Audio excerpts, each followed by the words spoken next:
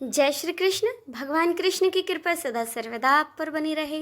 इससे पहले के अध्याय में हमने जाना अर्जुन और भगवान श्री कृष्ण का युद्ध स्थल का निरीक्षण करना, दोनों सेनाओं के बीच रथ को ले जाकर खड़ा करने के बाद, दोनों सेनाओं को देखने के बाद अर्जुन का युद्ध करने के लिए मना करना, फिर भगवान श्री कृष्ण का अर्जुन को समझाना। अब सुनिए उससे आगे की कथा।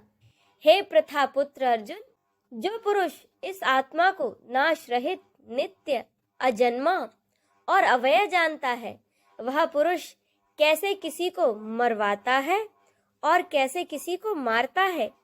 जैसे मनुष्य पुराने वस्त्रों को त्याग कर दूसरे नए वस्त्रों को ग्रहण करता है, वैसे ही जीवात्मा पुराने शरीरों को त्याग कर दूसरे नए शरीरों को प्राप्त होता है। इस आत्मा को शस्त्र काट नहीं सकते, इसको आग जला नहीं सकती, इसको जल गला नहीं सकता और वायु सुखा नहीं सकती। यह आत्मा अचिंत्य है और यह आत्मा विकार रहित कहा जाता है। इससे हे अर्जुन, इस आत्मा को ऊपरयुक्त प्रकार से जानकर तू शोक करने योग्य नहीं है, अर्थात तुझे शोक करना उचित नहीं है। किंतु यदि तू इस आत्मा को सदा जन्म लेने वाला तथा सदा मरने वाला मानता है, तो भी हे महाभाव, तू इस प्रकार शोक करने योग्य नहीं है, क्योंकि इस मान्यता के अनुसार जन्मे हुए की मृत्यु निश्चित है और मरे हुए का जन्म निश्चित है। इससे भी इस बिना उपाय वाले विषम में तू शोक करने के योग्य नहीं है। हे अर्जुन, संपूर्ण प्राणी जन्म से पहले प्रकट थे और मरने के बाद भी अप्रकट हो जाने वाले हैं, केवल बीच में ही प्रकट हैं। फिर ऐसी स्थिति में क्या शोक करना है। कोई एक महापुरुष ही इस आत्मा को आश्चर्य की भांति देखता है और वैसे ही दूसरा कोई महापुरुष ही इसके तत्व का आश्चर्य की भांति वर्णन करता है तथा दूसरा कोई अधिकारी पुरुष ही इसे आश्चर्य की भांति सुनता है और कोई कोई तो सुनकर भी इसको नहीं जानता। हे अर्जुन, यह आत्मा सबके शरीरों में सदा ही अवध्य है।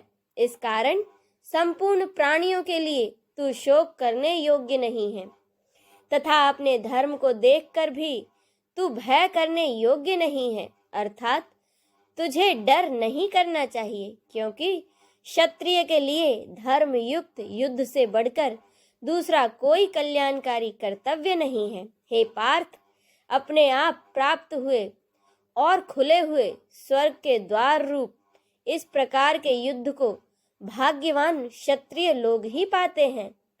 किंतु यदि तू इस धर्म युक्त युद्ध को नहीं करेगा तो स्वधर्म और कीर्ति को खोकर पाप को प्राप्त होगा तथा सब लोग तेरी बहुत काल तक रहने वाली अपकीर्ति का कथन करेंगे और माननीय पुरुष के लिए अपकीर्ति मरण से भी बढ़कर है और जिनकी दृष्टि में तू पहले ही असम्मानित होकर अब लघुता को प्राप्त होगा, वे महारथी लोग तुझे भय के कारण युद्ध से हटा हुआ मानेंगे।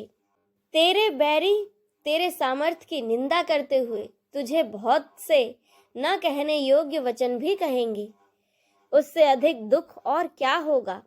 या तो तू युद्ध में मारा जाकर स्वर्ग को प्राप्त होगा अथवा संग्राम में जीतकर पृथ्वी का राज्य भोगेगा। इस कारण हे अर्जुन, तू युद्ध के लिए निश्चय करके खड़ा हो जा।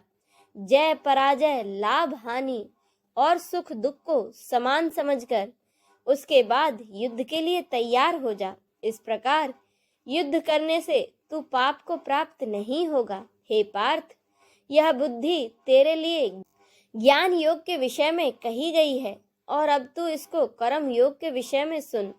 जिस बुद्धि से युक्त हुआ तू कर्मों के बंधन को भली भांति त्याग देगा, अर्थात सर्वथा नष्ट कर डालेगा। इस कर्म योग में प्रारंभ का अर्थात बीज का नाश नहीं है और उल्टा फल रूप दोष भी नहीं है। अब इससे आगे की कथा का रसपान हम अगले अध्याय में करेंगे। बोलिए राधा कृष्ण की जय। हर हर महादेव।